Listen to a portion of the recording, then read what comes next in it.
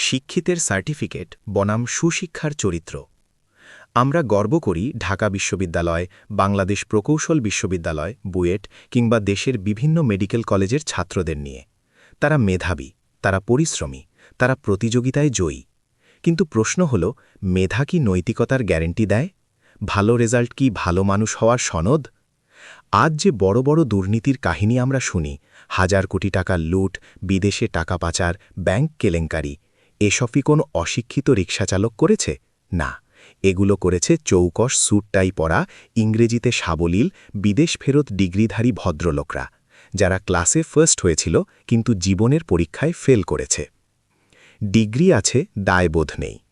আমাদের দেশে এখন এক নতুন প্রবাদ চালু হতে পারে, ডিগ্রি যত বড়, দুর্নীতির স্কেল তত বড়। কারণ ছোট চুরি করতে গেলে ছোট সাহস লাগে, কিন্তু হাজার কোটি টাকা সরাতে লাগে উচ্চশিক্ষিত বুদ্ধি, হিসেবের কারসাজি, আইনের ফাঁকফকর জানা দক্ষতা। একজন অশিক্ষিত মানুষ হয়তো ট্রাফিক সিগন্যাল ভাঙে, কিন্তু একজন শিক্ষিত কর্মকর্তা পুরো সিস্টেমটাই ভেঙে ফেলে। একজন দিনমজুর হয়তো ১০০ টাকার জন্য তর্ক করে, আর একজন উচ্চপদস্থ শিক্ষিত কর্মকর্তা ১,০০০ কোটি টাকার ফাইলে এক কলমে স্বাক্ষর করে দেশের ভবিষ্যৎ বিক্রি করে দেয়।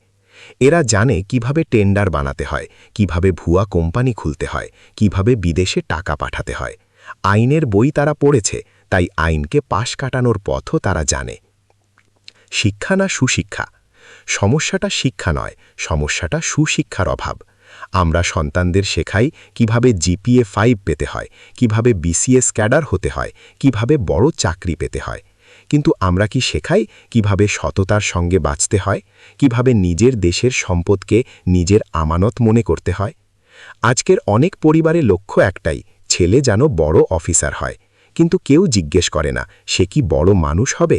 বড় অফিসার হওয়া সহজ, বড় মানুষ হওয়া কঠিন। হীনমন্যতার বীজ। আমাদের শিক্ষিত সমাজের এক বড় সমস্যা হল হীনমন্যতা। বিদেশে বাড়ি, বিদেশে ব্যাংক অ্যাকাউন্ট, বিদেশে সন্তানদের পড়াশোনা, এগুলো যেন স্ট্যাটাসের মাপকাঠি। নিজের দেশকে ভালোবেসে এখানে বিনিয়োগ করা যেন বোকামি। অথচ দেশের টাকা লুট করে বিদেশে পাঠিয়ে তারা গর্ব করে, আমরা স্মার্ট। এই স্মার্টনেস আসলে আত্মঘাতী, কারণ যে দেশকে তারা দুর্বল করছে সেই দেশই তাদের পরিচয়। বিদেশে তারা দ্বিতীয় শ্রেণীর নাগরিক, কিন্তু দেশে তারা ছিল সম্মানিত। নিজেদের শিকড় কেটে তারা আকাশে উঠতে চায়, কিন্তু শিকড়হীন গাছ বেশি দিন টেকে না। রম্য বাস্তবতা। আমাদের দেশে এখন এক অদ্ভুত দৃশ্য দেখা যায়। দুর্নীতির অভিযোগ উঠলেই অভিযুক্ত বলেন, আমি নির্দোষ। সাংবাদিক জিজ্ঞেস করলে উত্তর, এটা রাজনৈতিক ষড়যন্ত্র। যেন হাজার কোটি টাকা নিজেই ব্যাংক অ্যাকাউন্টে ঢুকে গেছে। কেউ কেউ আবার দুর্নীতির টাকায় দান খয়রাত করে নিজেকে সমাজসেবক বানান, যেন চুরি করা টাকায় মসজিদ বানালে পাপ ধুয়ে যায়। এ এক অভিনব গণিত, ১,০০০ কোটি লুট, ১০ কোটি দান, আর বাকিটা নিজের জন্য হালাল। দায় কার? দায় শুধু ব্যক্তির নয়, সমাজেরও। আমরা দুর্নীতিবাজকে ঘৃণা করি, কিন্তু তার বিলাসবহুল জীবন দেখে মুগ্ধ হই। তার বাড়ির সামনে দাঁড়িয়ে ছবি তুলি, তার গাড়ি দেখে বিস্মিত হই। আমরা প্রশ্ন করি না, এই টাকা এলো কোথা থেকে? যে সমাজ দুর্নীতিবাজকে সামাজিকভাবে বর্জন করতে পারে না, সেই সমাজে সুশিক্ষা প্রতিষ্ঠা কঠিন। কারণ শিক্ষা শুধু বইয়ের পাতা নয়, সামাজিক চর্চাও শিক্ষা। সুশিক্ষার পথ কত দূর? সুশিক্ষা শুরু হয় পরিবার থেকে, শুরু হয় নৈতিকতার চর্চা দিয়ে। স্কুল কলেজে শুধু তথ্য নয়, মূল্যবোধ শেখাতে হবে। বিশ্ববিদ্যালয়ে শুধু গবেষণা নয়, দায়িত্ববোধ জাগাতে হবে।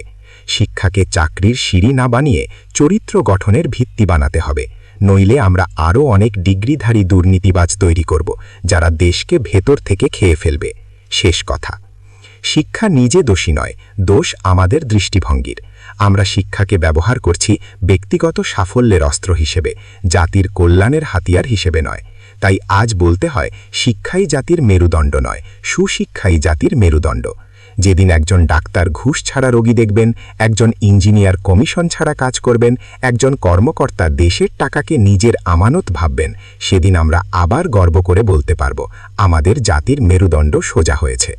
তার আগে পর্যন্ত আমাদের আয়নায় নিজের মুখ দেখার সাহস রাখতে হবে, কারণ সমস্যাটা শুধু ওদের নয়, আমাদের সবার।